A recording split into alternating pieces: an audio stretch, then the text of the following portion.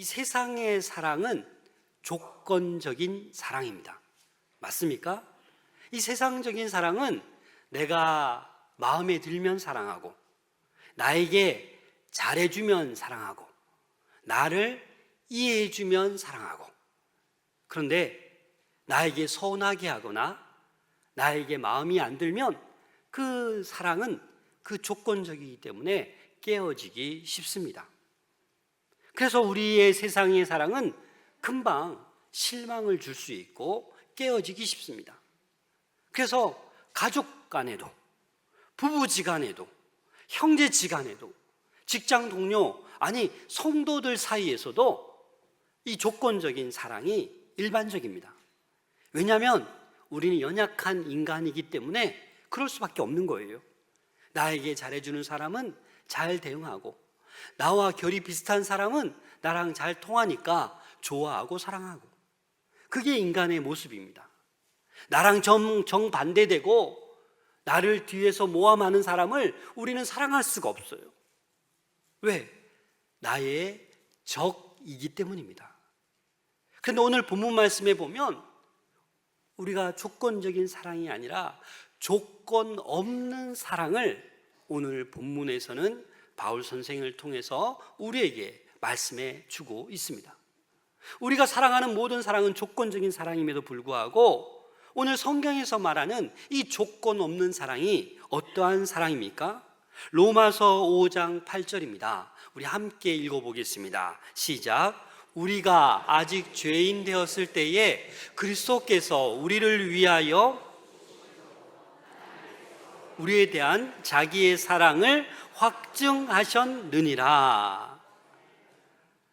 우리를 위해서 예수님께서 죽으실 정도로 우리를 사랑해 주셨는데 우리의 상태가 어떤 상태예요?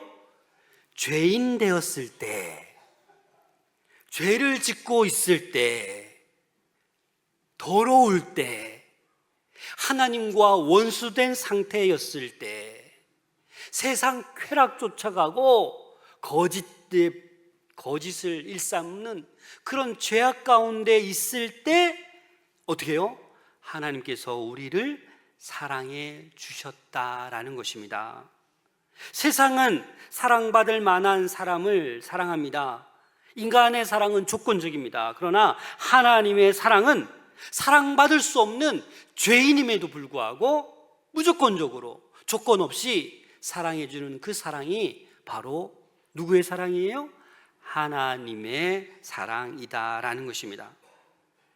그 사랑을 확증하셨다, 이 말은 증명하여 보여주셨다라는 거예요.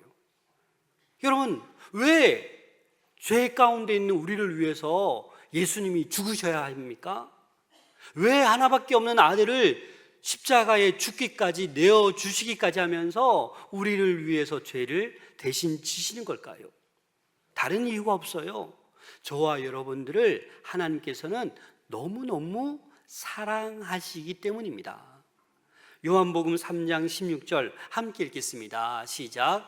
하나님이 세상을 이처럼 사랑하사 독생자를 주셨으니 이는 그를 믿는 자마다 멸망하지 않고 영생을 얻게 하려 하심이라. 아멘. 여러분, 성경책이요, 신약과 구약으로 되어 있는데 66권이에요. 성경이 두껍잖아요. 근데 이 성경을 줄이고 요약해서 한 절로 표현한다면 바로 오늘 읽은 요한복음 3장 16절입니다. 하나님께서는 이 세상을 사랑하십니다. 이 세상이란 말은 이 코스모스, 죄인들도 있고 살인자도 있고 늘 싸우는 사람들도 있고 늘 불평하는 사람도 있는 이 모든 세상을 하나님 어떻게 하신다고요? 사랑하신다고요. 교회 열심히 다니는 사람들만 사랑하는 것이 아니라 하나님께서는 이 지구상의 모든 만물을 창조하신 분이에요. 그래서 지금 어려운 가운데 있을지라도, 지금 하나님을 욕하고 비난하고 거부할지라도 하나님은 여전히 여러분 모두를 사랑하고 계십니다. 그래서 우리 모두는 구원의 대상인 것입니다.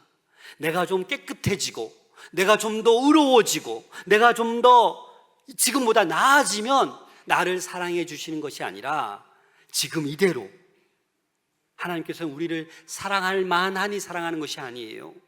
사랑할 그 조금이라도 이쁜 구석이 없어도 우리를 무조건적으로 사랑해 주시는 것입니다. 우리가 열심히 관계, 만남을 위해서, 좋은 친구 사기 위해서 부단히 노력하잖아요. 근데 그 조건이 어긋나면 상대적인 사랑이 되는 거예요. 조건적인 사랑이 되어서 언제든지 깨어지는 거예요. 그러나 하나님의 사랑은 절대적인 아가페 사랑이에요. 내가 배신하고 돌아서도, 내가 불평해도, 내가 원망해도 하나님은 여전히 저와 여러분들을 사랑하시는 분이시다라는 거예요. 그래서 이 예수 그리스도의 사랑을 깨닫게 되면 우리 안에 놀라운 일이 발생합니다. 9절 말씀 함께 읽겠습니다. 시작. 그러면 이제 우리가 의롭게 하심을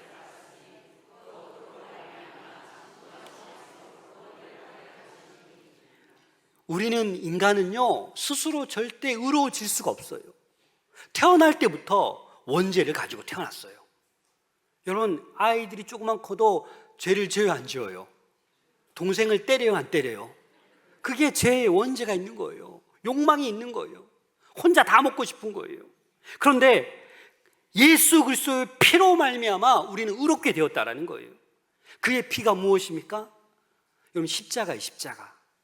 예수님께서 그 당시 로마의 가장 잔인한 형틀, 십자가에 못 박히셔서 피를 다 쏟아내시고 모든 고통을 이기시고 우리의 죄를 대신 담당하셨어요. 그래서 우리는 이 죄를 어떻게 할 수가 없어요. 그런데 예수님을 믿기만 하면 우리의 모든 죄를 예수님께서 다 짊어지시는 거예요. 그로 말미암아 우리가 더욱 진노하심에서 구원을 받는다. 진노하심이 뭐예요? 종말을 얘기하는 거예요. 세상의 마지막을 얘기하는 거예요. 그 세상의 마지막 때 예수님으로 말미암아 의롭게 된 사람, 예수님을 받아들인 그 사람은 이 진노하심에서, 심판에서 구원을 받게 된다라는 이 말씀입니다. 사랑하는 여러분, 언제 이 진노하심이 이 땅에 임할 줄 모릅니다. 따라서 우리는 어떻게 해요? 예수 그리스도를 영접하여서 최후의 심판에 반드시 구원받는 여러분들 될 수 있기를 소망합니다. 10절 말씀 함께 읽겠습니다. 시작. 곧 우리가 원수 되었을 때에 그의 아들의 죽으심으로 말미암아 하나님과 화목하게 되었은즉 화목하게 된 자로서는 더욱 그의 살아나심으로 말미암아 구원을 받을 것이니라. 바울이 지금 계속 얘기하는 거 뭐예요? 이렇게 하기 때문에 구원받는 거다, 구원받는 거다, 구원받는 거다, 영생을 누리는 거다라고 얘기하고 있는 거예요. 우리는 원수 되었어요. 하나님을 떠났어요. 창세기 아담과 하와 때부터 이 죄를 범함으로 말미암아 하나님과 원수 되었어요.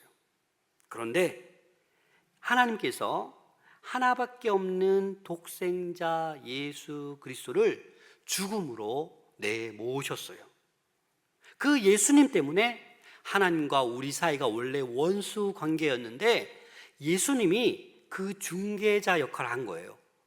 하나님과 우리 사이에 건널 수 없는 그 절벽의 그 공간을 십자가로 다리를 놓아주신 거예요. 그래서 예수 그리스도를 믿고 그 다리를 건너면 우리에게 뭐가 선물로 주어져요? 영원한 생명, 천국이 우리에게 선물로 주어진다라는 것입니다. 그래서 여기 본문에 보면 그의 살아나심으로 말미암아 구원을 받을 것이니라. 여러분, 예수님은 죽으셨어요. 십자가에 죽으셨어요. 여러분 믿으십니까? 아니, 처음 오신 분들은 못 믿죠. 솔직히 못 믿잖아요. 또 죽은 자가 살아난다. 여러분 믿으십니까? 못 믿죠. 요한일서 4장 10절 함께 읽겠습니다. 시작. 사랑은 여기 있으니 우리가 하나님을 사랑한 것이 아니요 하나님이 우리를 사랑하사 우리 죄를 속하기 위하여 화목제물로 그 아들을 보내셨음이라. 예수님을 보내신 이유는 저와 여러분들의 죄를 없이 하기 위해서, 깨끗하기 위해서 예수님을 보내셨다라는 거예요. 그런데 조건이 우리가 먼저 하나님을 사랑한 것이 아니라 하나님께서 우리를 사랑하사. 지금 이 순간도 마찬가지입니다. 하나님께서는 여기 계신 모든 분들을 사랑하십니다. 오늘 교회에 처음 나오신 분들도 사랑하셔서 말씀을 통해서 여러분들에게 지금 찾아가고 계십니다. 그래서 불편하지만 제가 그래도 이렇게 무섭게 생기지 않았잖아요. 마음을 열고 저의 마음을 좀 들어주셨으면 좋겠습니다. 여러분, 십자가의 사건, 여러분, 이 사건이 정말 역사적 사실인가요? 2000년 전에 예수님께서 십자가 지시고 그 죽으신 이 사건이 역사적 사실입니까? 예, 놀랍게도 역사적인 사실입니다. 그 예수님께서 그 공생의 삶을 살 때 우리나라는 어떤 시기였죠? 예, 초기 삼국시대였어요. 꽤 오래됐는데 주몽이라는 사극 보셨습니까? 어르신들? 재밌게 보셨죠? 주몽을 믿어야 안 믿어요? 네? 고구려의 태조왕을 믿어야 안 믿어요? 믿잖아요.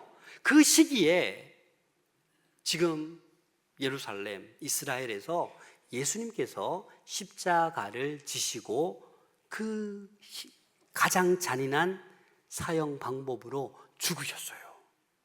근데 여기서 끝나면 기독교는 지금 없는 거예요. 근데 예수님께서 어떻게 하셨다고요? 사흘 만에 부활하셨어요. 죽으셨다가 다시 살아나셨어요. 그로 말미암아 예수님께서 부활하심으로 말미암아 저와 여러분들이 어떤 소망이 있는 거예요? 우리도 죽어도 부활한다라는 거예요. 죽어도 인생의 끝이 아니라 영원한 생명의 시작이다라는 거예요. 그리고 이 구원받은 이 사람의 특징이 뭐냐? 뭐가 있어요? 기쁨이 있어요. 여러분, 신앙생활 정말 잘하는 사람 잘 보세요. 뭐가 있어요? 기쁨이 있어요.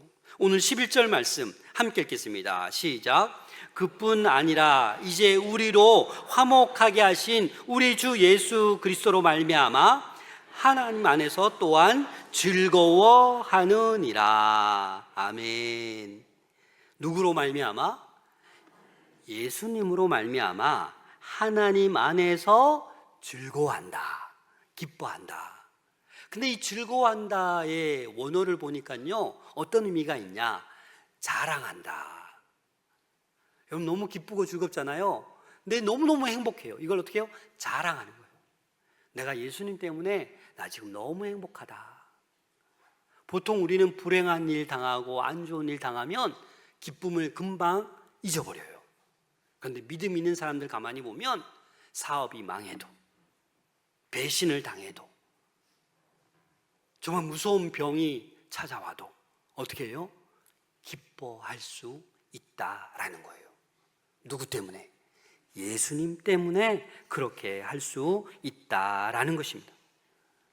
기쁨 가운데 확신을 드러내는 거예요. 예수를 믿고 영접한다라는 것이 얼마나 우리가 이 땅을 살아가면서 기뻐할 뿐만 아니라 자랑할 수 있다라는 것입니다. 그게 바로 복음이에요. 기쁨의 소식, 복음. 빌립보서 4장 4절에 보면 주 안에서 항상 기뻐하라. 내가 다시 말하노니 기뻐하라.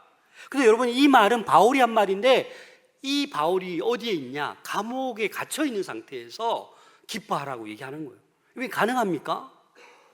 지금 매 맞고 지금 감옥에 갇혀 있는데 하나님을 찬양하고 기뻐한다라는 게 가능합니까? 근데 예수 그리스도가 내 안에 있으면 가능한 거예요. 제가 10월 30일 날 목요일 날 항암 중에 있는 우리 권사님 한 분이 계세요. 아, 병원 신방을 가야지. 또 다른 목사님이 또 우리 교회 아직 등록은 안 하셨지만 우리 교회에 등록하신 남편분의 부인이 또 그 병원에 있다 해서 같이 신방 가자. 그 신방은 갔어요. 가면서 어떤 생각을 했냐면 설마 이 큰 병원에 같은 방은 아니겠지 라고 갔는데 같은 방에 계신 거예요. 한문 권사님은 마지막 항암 치료를 앞두고 있고, 우리 성도님 부인은 이제 항암을 시작하려고 준비 중에 있어요. 근데 이분들을 보았는데 얼굴에 기쁨이 있어요. 기쁨이. 여러분, 원래 암하면 두렵잖아요. 암은 여러분 마음의 병이에요. 그래서 어떤 경우에 실제로 있었던 일인데 의사가 잘못 진단한 거예요. 다른 사람에게 얘기해야 될 것을 멀쩡한 사람에게 말기암입니다, 4개월 남았습니다 라고 선포하니까 멀쩡한 사람이 어떻게 돼요? 시름시름 죽어가요. 마음의 병이기 때문에. 근데 이 두 분은 제가 너무너무 감사했어요. 그 병실을 막 사람들이 물어본대요. 왜 이렇게 활기차게 돌아다니냐고. 막 예수 그리스도 때문입니다. 저는 그 우리 성도님의 부인 되시는 그분도 잘 깨끗하게 회복되어서 우리 마산 동부교회 반드시 교인이 될 줄로 믿습니다. 그래서 여러분, 이게 예수님의 이 복음이 능력이에요. 놀라운 거예요, 여러분. 그 당시 기적이 일어난 것이 아니라 오늘날에도 지금 기적이 일어나고 있다라는 거예요. 저는 지난번에 기쁨 나눔 주일하고 우리 주차장이 있잖아요.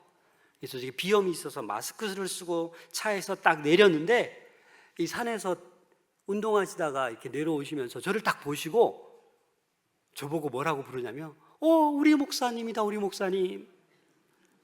제가 깜짝 놀랐어요. 기쁨 나눔 주일 몇 번 오셨던 분인데 저를 향해서 뭐라고 불러요? 우리 목사님이다, 우리 목사님. 오늘도 오셨어요. 저 뒤에 앉아 계세요. 제가 목회하면서 너무너무 행복했어요. 물론 우리 교회 성도님들이 있죠. 등록되어 있는 분들이 1000명 조금 넘습니다. 우리 성도예요. 근데 내가 그 말을 들으면서 가슴이 떨렸어요. 그렇구나. 나는 우리 양덕동을 위해서 기도하는 목사가 돼야 되겠구나. 오늘 처음 오신 분들도 괜찮아요. 등록 안 하셔도 돼요. 우리는 강요하지 않습니다. 마음이 오시면 예수님이 정말 누군가 알아보고 싶으면 등록하시면 돼요. 하지만 여러분, 어려운 문제가 있잖아요. 해결하지 못한 고민이 있잖아요. 육체적인, 관계적인 질병이 찾아오잖아요. 기도 부탁 언제든지 하시길 바랍니다. 제가 기도해 드리겠습니다. 그 소리 또 듣고 싶어요. 우리 교회 성도가 아니지만 우리 목사님이다, 우리 목사님.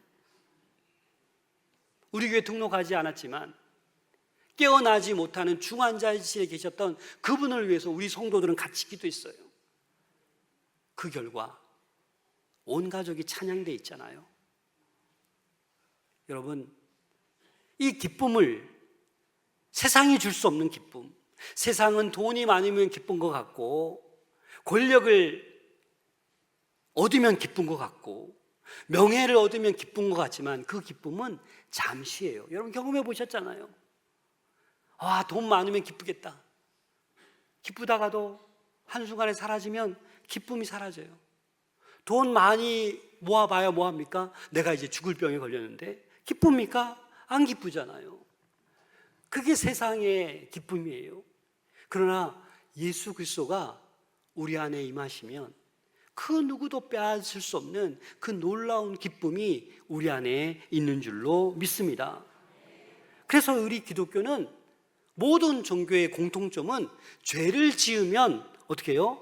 안 된다라는 거예요. 죄를 지으면 좋은 곳에 못 간다는 것이 모든 종교의 공통점이에요. 그런데 모든 종교와 기독교의 차이점이 있어요. 모든 종교는 그 죄의 문제를 스스로 해결해야 돼요. 그런데 기독교와 모든 종교의 차이점은, 기독교는 뭐예요? 하나님이 보시니까 너 안 돼. 너 그 죄의 문제 너 스스로 해결할 수 없어. 불가능해. 그래서 하나님께서 누구를 보내주셨다고요? 예수님을 보내주셨다고요. 그래서 예수님을 믿기만 하면 나의 모든 죄, 흉악하고 더러운 그 모든 죄가 예수님께서 다 짊어지시고 가져가신다는 거예요. 그래서 우리를 의롭다고 불러주시기 때문에 우리는 구원함을 받을 수 있고 심판을 면해서 천국을 갈 수 있다라는 사실입니다. 사랑하는 여러분, 이 예수 그리스도를 믿으시길 바랍니다. 영접할 수 있기를 소망합니다. 히브리서 9장 27절에 보면 한 번 죽는 것은 사람에게 정해진 것이요, 그 후에는 뭐가 있어요? 심판이 있는 거예요. 모두들 죽습니다. 여러분, 안 죽는 사람 없어요. 근데 죽음이 끝이 아니라 심판이 있다라는 거예요. 그 심판을 통해서 지옥으로 가느냐, 영원히 살 수 있는 천국으로 갈 수 있느냐, 멀지 않았습니다. 여러분, 하루가 천년 같아요. 천년이 하루 같아요. 그래서 예수 그리스도를 영접함으로 말미암아 심판을 면하고 천국 백성 될 수 있는 우리 모두가 될 수 있기를 소망합니다. 에베소서 2장 8절입니다. 함께 읽겠습니다. 시작. 너희는 그 은혜에 의하여 믿음으로 말미암아 구원을 받았으니 이것은 너희에게서 난 것이 아니요 하나님의 선물이다. 아멘. 여러분, 선물이 뭡니까? 내가 정말 선물 주고 싶은 사람에게 정성을 다해서 포장해서 주는 거예요. 그렇죠? 근데 그 선물을 받아야 내 것이 되죠. 그런데 내가 기분이 나빠요. 안 받아. 싫어. 더 큰 선물 줘. 안 받으면 내게 안 돼요. 그래서 선물이란 건 뭐예요? 손을 내밀면 나를 주기 위해서 준비한 거기 때문에 내가 받으면 내 것이 되는 거예요. 그와 마찬가지로 이 구원이라는 것은 하나님의 선물이라고요. 영원히 살 수 있는 이 구원의 선물을 어떻게 받느냐? 예수님을 믿기만 하면 되는 거예요. 그래서 사랑하는 여러분, 예수님 믿을 수 있기를 소망합니다. 돈을 많이 모아도, 선한 일을 많이 해도 구원을 받을 수 없습니다. 여러분, 이렇게 어르신들 보면 약장사에게 많이 가잖아요. 막 공짜로 주고 막 이러다 보면 더 비싼 거 막 사잖아요. 돈이 아까워요? 사잖아요. 그죠? 근데 여러분, 이 복음은, 이 믿음은, 이 예수 그리스도 영생은 정말 공짜예요. 아무것도 필요 없어요. 아무것도 필요 없어요. 그래서 오늘 마음이 오시는 분은 제가 함께 초청할 텐데 예수님을 한번 믿어 보실 수 있기를 소망합니다.